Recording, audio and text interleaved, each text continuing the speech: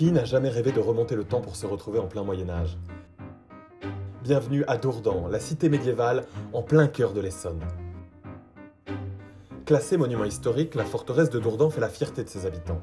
Un décor tout droit sorti d'un roman de chevalerie édifié au XIIIe siècle qui fêtera bientôt ses 800 ans.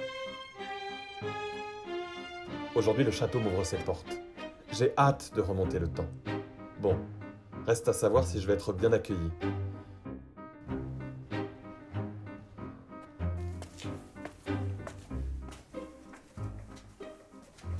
Ah, je savais bien qu'il y aurait quelqu'un tout en haut.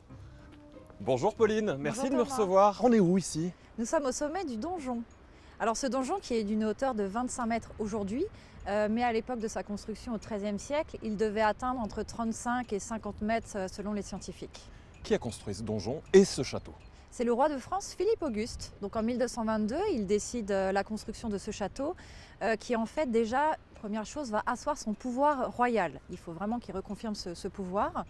Il fait construire ce château, alors stratégiquement, à la frontière de son royaume. Le royaume de France représentait à peu près l'île de France aujourd'hui. Donc ici, c'est une frontière.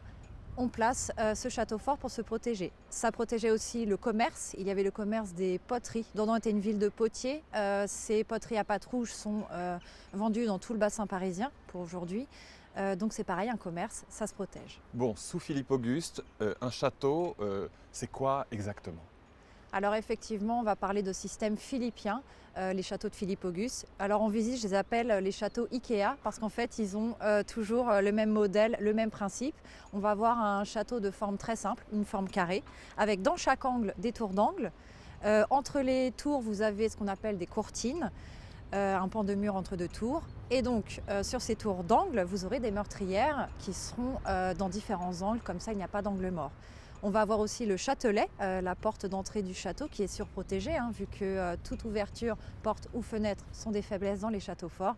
Et bien sûr, on aura la pièce remarquable du château, c'est le donjon, la tour maîtresse. Là où nous nous trouvons, on peut encore visiter à l'intérieur du château? Bien sûr. Bon, j'y vais, ne prenez pas froid, merci encore pour votre temps, Je à vous très en bientôt. prie, bonne visite.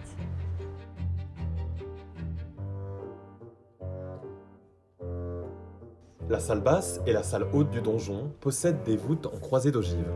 Les charpentiers fabriquaient à l'époque un cintre en bois sur lequel les pierres devaient s'assembler et tenir, défiant ainsi les lois de la pesanteur. Un véritable exploit technique. Tiens, j'ai même droit à un rayon de soleil. Allons faire un petit tour.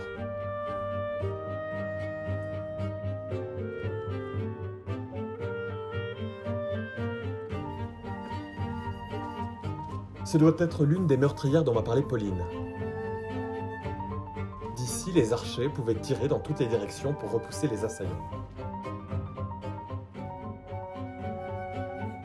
Et voici un autre élément clé du système défensif. Ce ne sont pas des douves car il n'y a jamais eu d'eau, ce sont des fossés secs.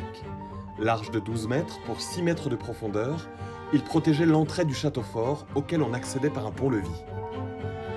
Et si on allait jeter un coup d'œil à l'intérieur pour voir comment on vivait au Moyen-Âge? Essayons cette maison qui m'a l'air assez ancienne. Tiens, je ne m'attendais pas à ça. J'ai l'impression d'avoir fait un saut dans le temps et d'atterrir en plein 19e siècle. Allons voir à l'étage. Je ne me suis pas trompé, je suis toujours au Moyen-Âge. Bonjour Damien, c'est la chambre de Philippe Auguste? Alors bonjour, non, Philippe Auguste n'a jamais dormi dans cette chambre. Pourquoi? Parce que cette chambre a été construite en 1913-1914. C'est-à-dire, parlez-moi de la vie de ce château après le Moyen-Âge. Alors après le Moyen-Âge, le château a été converti en prison par monsieur Philippe d'Orléans qui était propriétaire des lieux. Le frère de Louis XIV. Le frère de Louis XIV. Ça a été une prison pendant 2 siècles. Ça a été vendu à la Révolution française qui en a fait la prison du département. Et en 1818, les ducs d'Orléans reprennent possession de leur château. Et ils en font donc une prison communale. Alors, il y a beaucoup de prisons quand même dans votre histoire. Beaucoup de prisons, beaucoup de prisonniers jusqu'en 1848. Et ensuite, elle est rachetée? Ça a été vendu en 1848 à l'abdication du roi Louis-Philippe Ier, propriétaire des lieux, et racheté par un propriétaire de Dourdan, Amédée Guénet.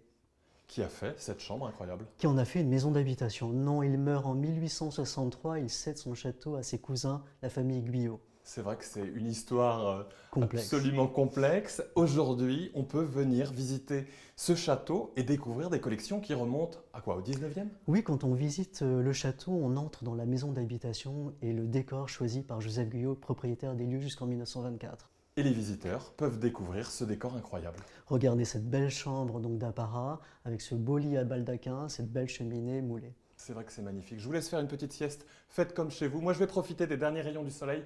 Merci encore pour votre temps et votre hospitalité. À bientôt.